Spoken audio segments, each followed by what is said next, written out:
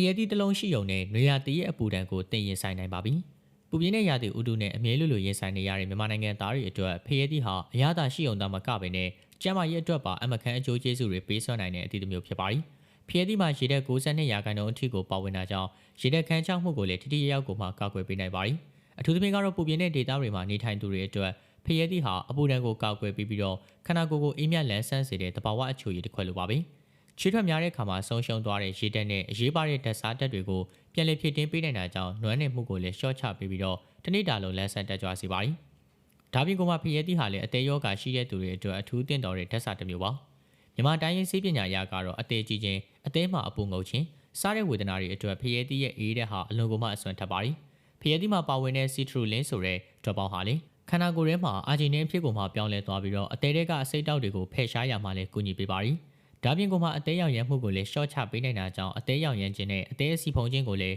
နာတာရှည်လိုမျိုးယောဂတွေကိုကာကွယ်ရမှာအထောက်အကူပြုပါတယ်။ဖျက်သီးဟာစီးရွှင်စေတဲ့တဘာဝဂုဏ်သတ္တိရှိပြီးတော့ကြောက်ကတဲ့ခြင်းကိုလည်းကာကွယ်ရမှာထိရောက်ပါတယ်။ရေဓာတ်များပြားတဲ့အတွက်ကိုစီးသွားခြင်းကိုအားပေးပြီးတော့ကြောက်ကထဲမှာအနှဲ့အနှစ်တွေစုပုံခြင်းကိုလည်းရှော့ချပေးပါတယ်။နေ့လယ်မွန်းတက်ချိန်မှာဖျက်သီးကိုအစာမစားပဲစားသုံးပေးခြင်းကကြောက်တဲ့သူတွေကြောက်ကြပြီးတော့တက်တာပြောက်ကင်းခဲ့တဲ့ဖြစ်ရတွေလည်းရှိပါတယ်။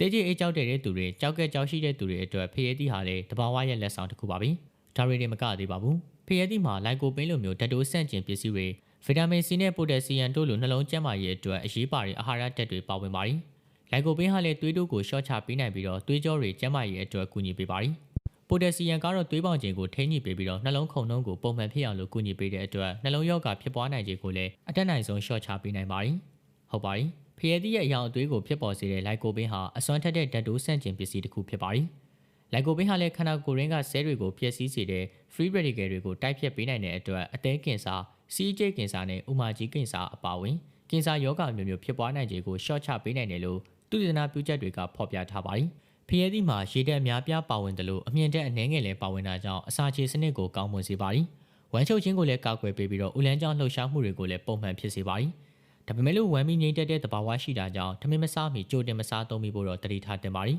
။နောက်ပြီးတော့အားကစားသမားတွေနဲ့ကိုယ်လက်လှုပ်ရှားမှုများပြားတဲ့သူတွေအတွက်ဖျက်သီးဟာလည်းအကောင်းဆုံးသောရွေးချယ်မှုတစ်ခုဖြစ်ပါတယ်။ဖျက်သီးမှာပါဝင်တဲ့စီထရူလင်းဟာလည်းလေ့ကျင့်ခန်းလုပ်ပြီးသွားတဲ့နောက်မှာဖြစ်ပေါ်တတ်တဲ့ကြွက်သားနာခြင်းမှုကိုတက်တာစေပြီးကြွက်သားတွေပြန်လည်နလန်ထူဖို့ကူညီပေးနိုင်တယ်လို့လေ့လာမှုတွေကဖော်ပြထားပါတယ်။ဒီလိုမျိုးကျန်းမာရေးအကျိုးကျေးဇူးများစွာကိုပေးစွမ်းနိုင်တဲ့ဖျက်သီးကိုပူပြင်းတဲ့နွေရာသီမှာပုံမှန်စားသုံးပေးခြင်းဖြင့်ကျန်းမာလန်းဆန်းတဲ့ဘဝကိုပိုင်ဆိုင်နိုင်ပါစေလို့ကျွန်တော်ကတော့ဆုတောင်းမြတ်တာပို့သလိုက်ရပါသေးတယ်။ကဲလူကြီးမင်းတို့ရဲ့မိတ်ဆွေတွေရောဖျက်သီးတစ်လုံးရဲ့အကျိုးအာနိသင်ကိုကောင်းကောင်းကြီးနားလည်စေဖို့အတွက်ဗီဒီယိုလေးကိုလည်း share ပြီးတော့မျှဝေပေးခဲ့ပါအောင်နော်။အဆုံးထိကြည့်ရှုပေးခဲ့ကြတဲ့အတွက်အားလုံးကိုကျေးဇူးတင်ပါတယ်ခင်ဗျာ။နောက်ထပ်လည်းအကျိုးရှိတဲ့ဗီဒီယိုတွေကိုဆက်တိုက်ဆိုသလိုတင်ဆက်ပေးနေမှာဖြစ်လို့မိတ်ဆွေတို့အတွက်အကျိုးရှိမှထင်ရင်လည်းကျွန်တော်တို့ရဲ့ page လေးကို like and follow လုပ်ခဲ့ပါအောင်နော်။အားလုံးကိုကျေးဇူးတင်ပါတယ်ခင်ဗျာ။